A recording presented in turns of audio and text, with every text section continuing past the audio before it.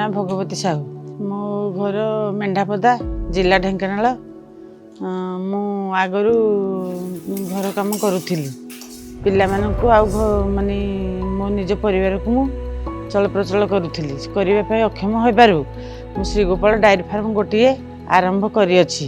ସରକାରଙ୍କ ତରଫରୁ 13,50,000 ଆସିବା ଭିତରେ ମୁଁ 2 ଜଣ ଲୋକଙ୍କୁ ଆଉ ମୁଁ ନିଜେ ତାଙ୍କ ସହିତ ସହଯୋଗ କରିବାରୁ ସେଇ ଗାଈ ଫାର୍ମରୁ କ୍ଷୀର ଦହି ଛେନା ବିକି ବହୁତ ଖୁସିରେ ରହିଅଛି।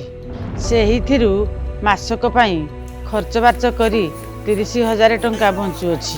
ମୋ ସହିତ ମୋ ଫାର୍ମରେ 3 ଜଣ ଲୋକ କାମ କରି ତାଙ୍କ ପରିବାର ପୋଷଣ କରୁଛନ୍ତି।